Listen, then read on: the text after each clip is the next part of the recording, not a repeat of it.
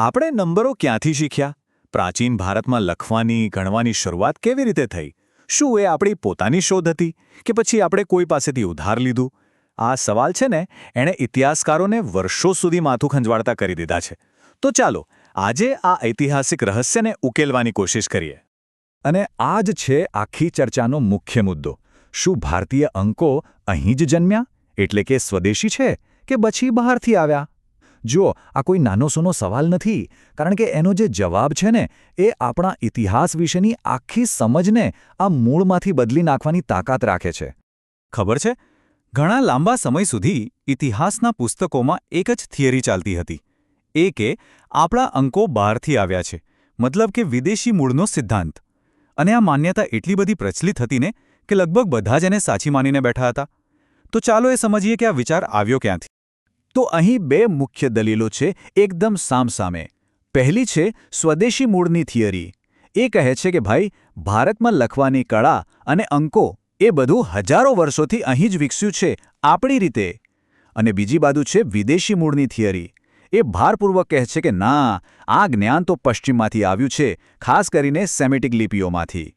હવે આ વિદેશી મૂળનો વિચાર શરૂ કોણે કર્યો? તો એ હતા 19મી સદીના યુરોપિયન વિદ્વાનો.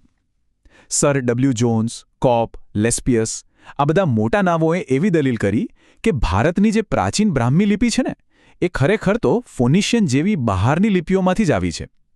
એમનું તો પાક્કું માનવું હતું કે ભારતમાં લખવાની શરૂઆત ઈસવીસન પૂર્વે 8મી સદી પહેલાં તો થઈ જ ન શકે. બસ, આ જ છે ફાઇનલ. પણ પછી વાર્તામાં એક ટ્વિસ્ટ આવ્યો. ભારતના જ ઇતિહાસના ખોવાયેલા પાનાઓમાંથી કંઈક એવું મળવા લાગ્યું જેણે આ જૂની થિયરીના પાયા જ હલાવી નાખ્યા.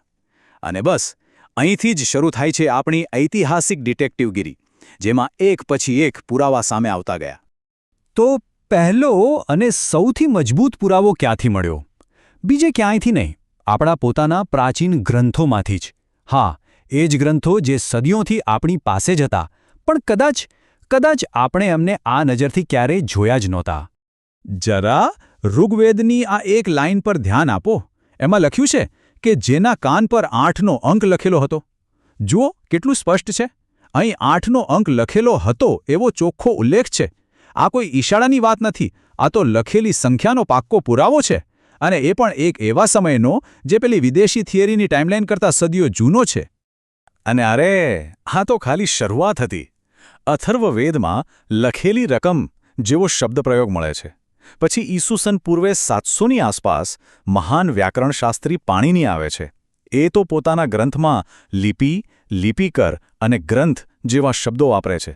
હવે જરા વિચારો, જે સમાજમાં વ્યાપાર ધંધો આટલો આગળ વધેલો હોય, શું એ લખ્યા ગણ્યા વગર ચાલી શકે? શક્ય જ નથી. તો ગ્રંથોએ તો આખી થિયરી પર એક મોટો પ્રશ્નાર્થ મૂકી જ દીધો હતો. પણ અસલી ધમાકો તો ત્યારે થયો જ્યારે પુરાતત્વ વિભાગના લોકોએ જમીન ખોદવાનું શરૂ કર્યું. હવે ખાલી શબ્દો નહોતા, હવે હાથમાં આવે એવા નક્કર પુરાવા મળવાના હતા. મોહેન્જો-દડો અને હડપ્પાના ખોદકામમાંથી જે સિક્કાઓ અને શિલાલેખો મળ્યા, એણે તો આખી દુનિયાને હલાવી દીધી. પણ સ્ટોરી અહીં પૂરી નથી થતી. વાત એનાથી પણ આગળ ગઈ. એનાથી પણ જૂના, એટલે કે નૂતન પાષાણ અને મહાપાષાણ યુગના માટીના વાસણો પર પણ લખેલા ચિહ્નો મળ્યા.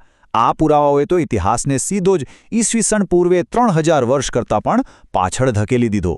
જરા ટાઈમલાઈન તો જુઓ. ઈસવીસન પૂર્વે 3000 પહેલાંના માટીના વાસણો, પછી આવે છે હડપ્પાના સિક્કા, એ પછી ઋગ્વેદ, અને છેલ્લે પાણીનીનું વ્યાકરણ. આ કંઈ અહીં તહીંથી મળેલા ટુકડાઓ નથી. આ તો હજારો વર્ષો જૂની એક સળંગ પરંપરાની સાબિતી છે. તો હવે ગ્રંથોમાં લખેલા શબ્દો પણ છે અને જમીનમાંથી મળેલા પુરાવા પણ છે. બધું જ આપણી નજર સામે છે. તો હવે સમય આવી ગયો છે આ ઐતિહાસિક કેસમાં અંતિમ નિર્ણય લેવાનો. ચાલો હવે બંને થિયરીને એક સાથે મૂકીને જોઈએ. એક બાજુ છે 8મી સદી બીસીની વાત, જેનો આધાર ફક્ત લિપિની થોડી ઘણી સમાનતા પર હતો. અને બીજી બાજુ છે હજારો વર્ષ જૂના સાહિત્યિક, પુરાતત્વીય અને ભાષાકીય પુરાવાઓનો આખો પહાડ. હવે ચિત્ર એકદમ સાફ છે નહીં? અને એટલે જ આખરી વાત એ છે કે જે નવા પુરાવા મળ્યા છે એના આધારે ભારતીય લેખન અને અંકો બહારથી આવ્યા છે, એ થિયરી હવે બિલકુલ ટકી શકે એમ નથી. આ બધી પુરાતત્વીય અને સાહિત્યિક શોધોએ એકદમ સ્પષ્ટ કરી દીધું છે કે આ વારસો આપણો પોતાનો એટલે કે સ્વદેશી છે. પણ આ આખી વાત આપણને એક બહુ મોટા સવાલ પર લાવીને ઊભી રાખે છે. જરા વિચારો, જો ખાલી સંખ્યાઓના ઇતિહાસ વિશેની આપણી સમજ આટલી બધી બદલાઈ શકે છે, તો પછી એવા બીજા કેટલાય ઇતિહાસ આપણી આસપાસ, આપણી નજર સામે છુપાયેલા પડ્યા હશે, જે બસ ફરીથી શોધાય અને ફરીથી લખાય એની જ રાહ જોઈ રહ્યા છે.